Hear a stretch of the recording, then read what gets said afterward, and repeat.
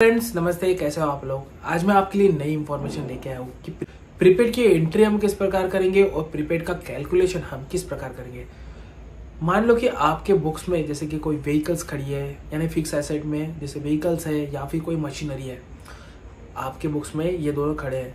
और आपने जो है इसका इंश्योरेंस निकाला हो, या फिर आप कुछ जैसे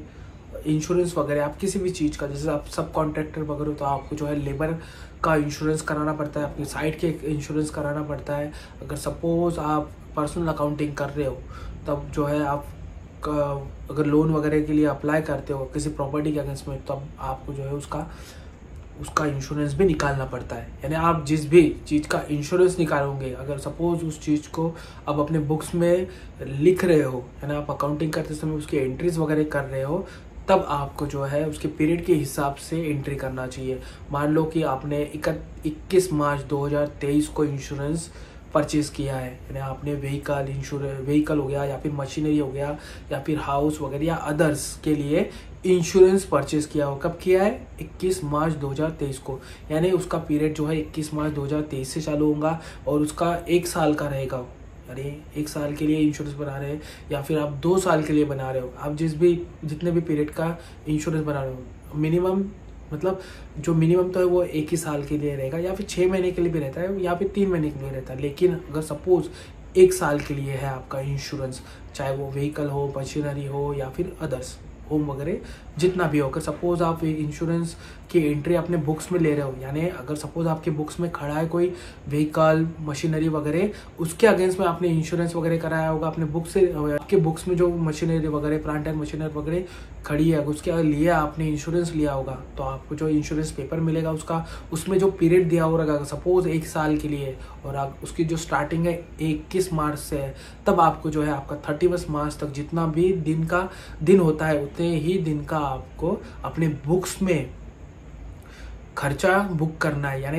एक्सपेंस बुक करना है, और बाकी का जो बचा हुआ है वो प्रीपेड में करना है आपको। यानी प्रीपेड में उसकी एंट्री मारना है जब भी पीरियड खत्म होगा, जब भी उसका पीरियड मतलब जैसे आपने 1 साल के में लिया होगा, यानी जो 21 मार्च को लिया हुआ है तो उसका जो 20 मार्च 2024 तक का जो पीरियड रहेगा, यानी मार्च के बाद में जितना भी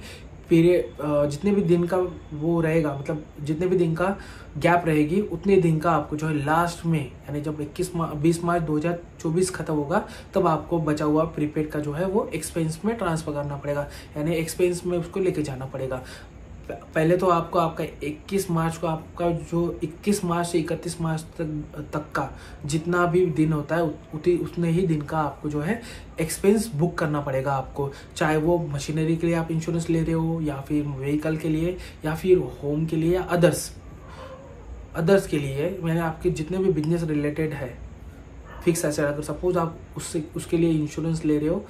तो आपको जो है इसी प्रकार से इसका इंश्योरेंस बुक करना है मार्च तक का, और बचा हुआ जो है प्रीपेड में करना है। यानी आप कैसे निकालोगे आपका जो, फॉर एग्जांपल जैसे 1 साल का इंश्योरेंस आप निकाल रहे हो, यानी आपका स्टार्टिंग डेट से लेकर एंडिंग डेट तक 365 डेज होते हैं।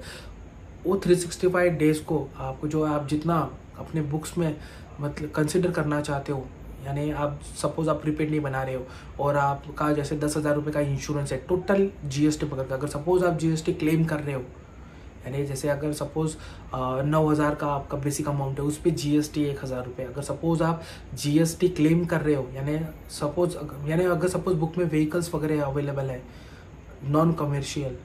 पर्सनल वाली जो व्हीकल्स वगैरह 2 व्हीलर वगैरह, तो इस पर सेटअप नहीं मिलता है जीएसटी का। अगर सपोज मशीनरी वगैरह उसका सेटअप मिल जाता है और बाकी अदर्स का जो है आपको सेटअप नहीं मिलेगा। अगर सपोज वो बिजनेस रिलेटेड है तो मिल जाएगा, व्हीकल अगर कॉमर्शियल है तो मिलेगा, अगर पर्सनल यूज़ के लिए है बाइक्स वगैरह तो नहीं मिलेगा।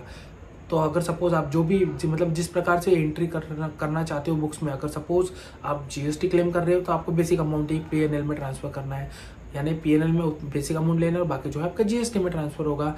तो आपको जो है वो बेसिक अमाउंट पकड़ना है। अगर सपोज आप जीएसटी क्लेम नहीं कर रहे हो, जैसे कि नॉन कमर्शियल व्हीकल्स है, उसका आप बुक्स में आप एंट्री कर रहे हो वो भी ग्रॉस में, यानी जीएसटी पकड़ के, तो आपको जो है उसी पे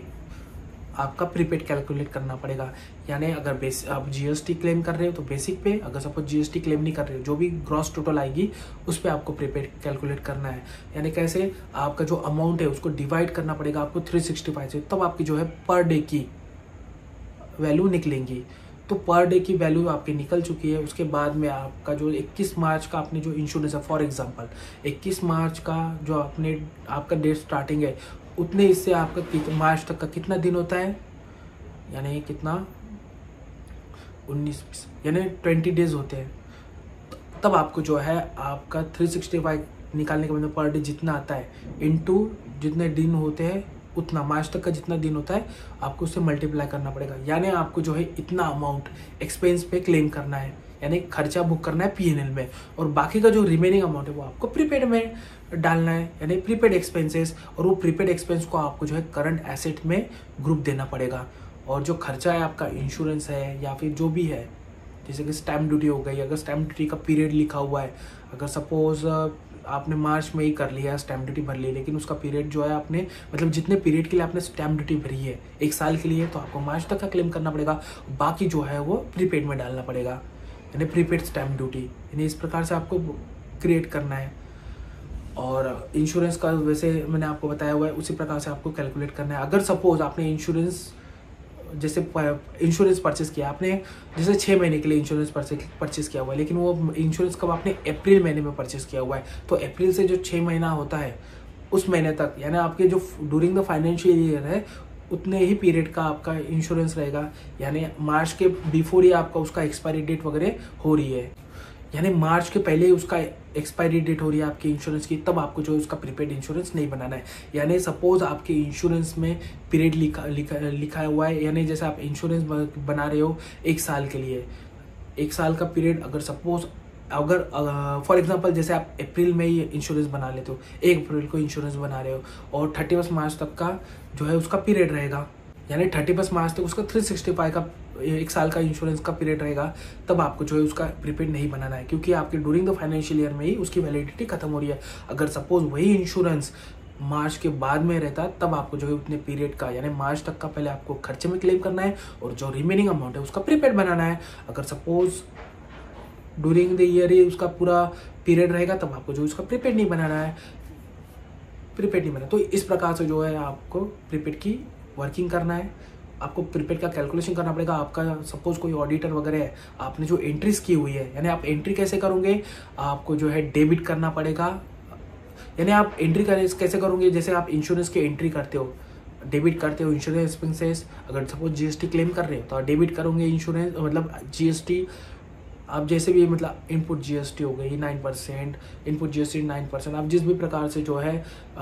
लेजर्स क्रिएट कर रहे हो, यानी डेबिट करना पड़ेगा इंश्योरेंस एक्सपेंसेस, फिर डेबिट करना पड़ेगा आपको जीएसटी और क्रेडिट करना पड़ेगा आपको पार्टी। लेकिन आप अगर सपोज आपको प्रीपेड की एंट्री करना है तो आप कैसे करोगे, डेबिट जो है आपको इंश्योरेंस एक्सपेंस करना है, लेकिन अमाउंट कितना लेना है आपको, आपने जितना मार्च तक का अमाउंट निकाला हुआ है उतना आपको इंश्योरेंस एक्सपेंस में लेना है। उसके बाद में अगर सपोज आप जीएसटी में क्लेम कर रहे हो तो जीएसटी का भी वैसे का वैसा ही आएगा, डेबिट जितना जीएसटी उस पर लिखा हुआ है उतना ही रहेगा चार्ज, उस पर प्रीपेड नहीं निकालेंगे, हम सिर्फ बेसिक अमाउंट पे निकालेंगे। यानी आपका जो है इंश्योरेंस एक्सपेंस जितना आपका मार्च तक का होता है उतना अमाउंट लिखेंगे, फिर उसके बाद में आपको जो है डेबिट करना पड़ेगा प्रीपेड इंश्योरेंस को, यानी जो आपका करंट एसेट में आपने ग्रुप बनाया हुआ है उसका प्रीपेड एक्सपेंस का, वो आपको जितना आपका मार्च के बाद जितना रिमेनिंग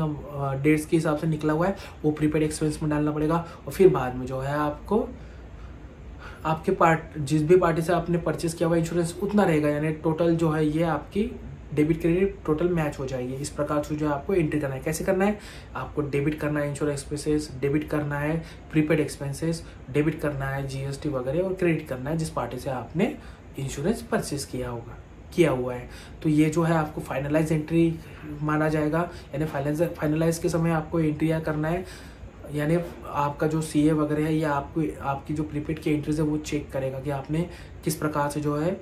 वो की हुई है। यानी आपका जो ऑडिटर्स वगैरह जब ऑडिट का टाइम होगा तब ये सारी के सारी एंट्रीज चेक करेगा, तो आपको जो है प्रॉपर तरीके से इसकी एंट्रीज करना है, प्रॉपर तरीके से वर्किंग बना के रखना है, ताकि जब ऑडिटर आप चेक करे तो आप उसके सामने प्रेजेंट करो। इसी प्रकार से जो है आपको वर्किंग करना है। तो एक्सेल में हम किस प्रकार से प्रीपेड की वर्किंग बनाएंगे ये हम देख लेते हैं। यानी आपको जो है